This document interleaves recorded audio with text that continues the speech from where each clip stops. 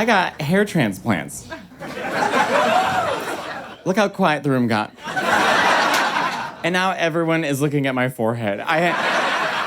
It is kind of embarrassing to admit, because I think with anyone who's losing their hair, by the way, they just grew in. Don't they look real? I mean, it is real, but it's like a chia pet. It's like, chia. Like, but it takes a while for it to grow. It's like after 4 months, you just see like, chip. So like right now I'm at like, yeah, but I'm not, I haven't,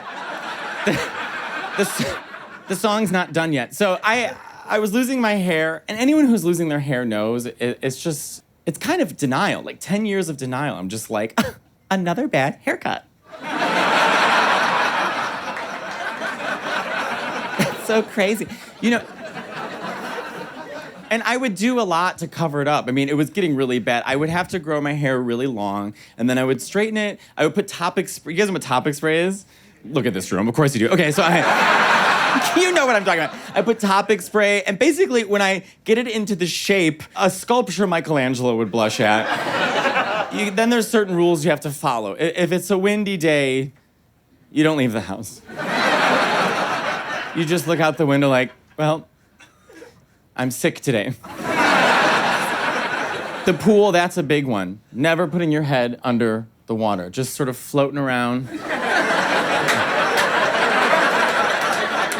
Like a gay alligator, just... Oh. No.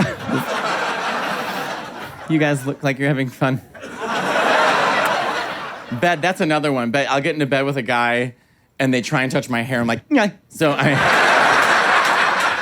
The thing is, as a gay guy, I'm very envious of hair, people with nice hairline. I can't tell if you're hot or you've got nice hair. And also, let me just say this. I do not think straight guys deserve nice hair. There, I said it. Thank you. Straight men do not deserve nice hair or nice asses. That is my rule. Oh, all these ex-football players walking around doing nothing with those asses. And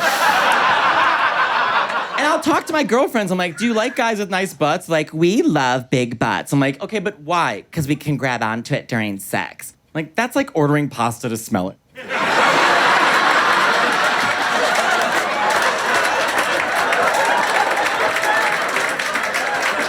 Okay, so I was like, I promised myself when I finally do well in my career, I've been doing this for 13 years, I'm like, I'm just gonna get it so I don't have to think about it anymore. So this has been a good year. So I know, and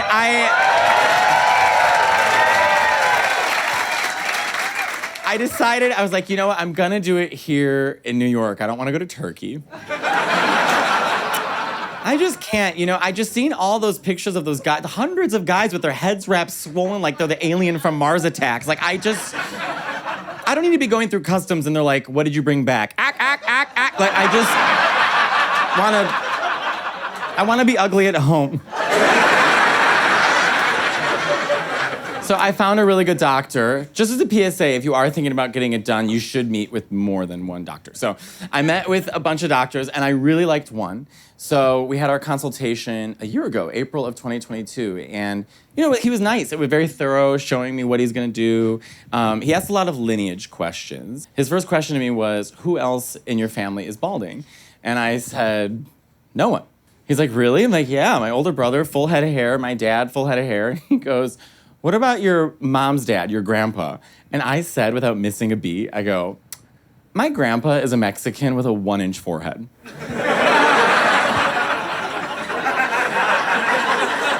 His hairline starts here.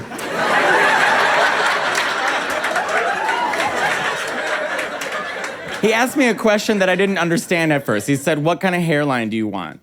Now, what he meant by that was, how much do you want to pay? Because you're paying per hair. Literally, they're counting the amount of hairs. I got 2,700 grafts. I paid per hair. But they don't want to start the conversation that way. So they say, what kind of hairline do you want? Well, I didn't get it. So when he said that, I go, oh, I want to look like Scar, the gay lion from The Lion King.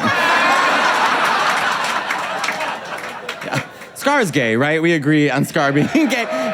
An elephant graveyard. Okay, sure. That song, Be Prepared, was about douching. And yes. The amount of times I've been on my bathroom floor on a Friday night, be prepared.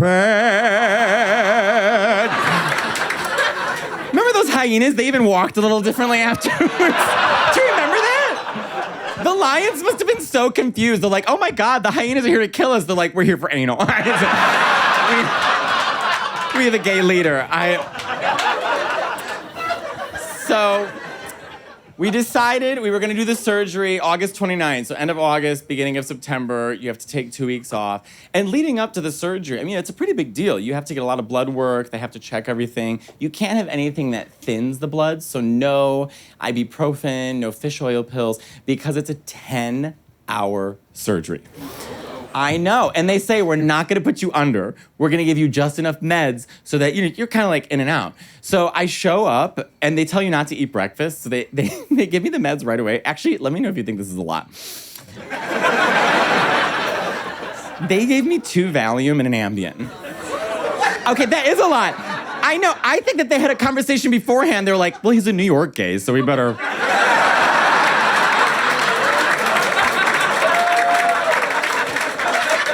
I never said I was gay, but obviously I have gay voice. It's kind of hard to hide. And do you know what's funny about gay voice is that is not just an American phenomenon. If you speak another language, you can still hear the gay voice. Oh, in Italian, allora, oggi che sono andato a comprare qualcosa al negozio. Spanish, German, even click tribes are like, girl. Like, it is...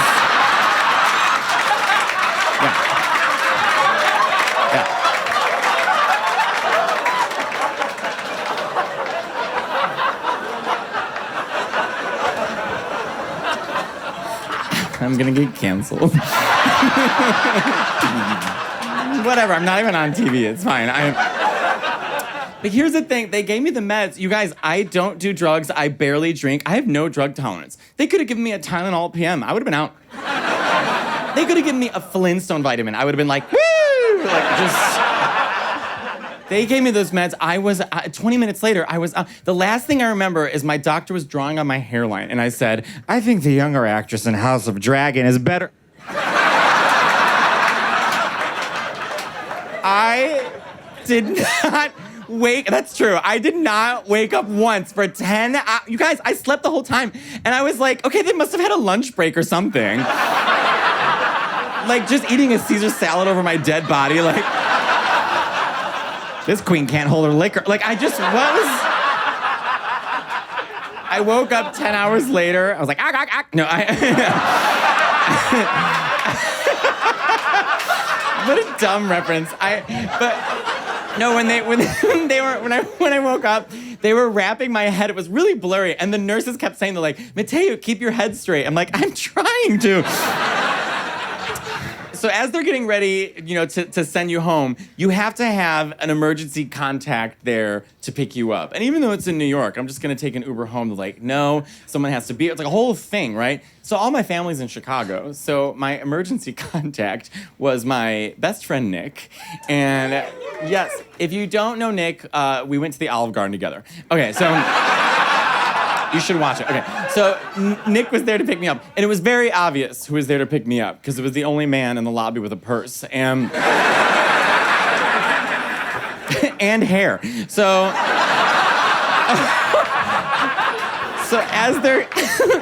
as they're getting ready for me to leave, the nurse goes, "Okay, Nick, Matteo's ready to go, but you're gonna have to help him into the Uber because the drugs haven't worn off yet." And Nick goes, "Let's go, Lindsay Lohan."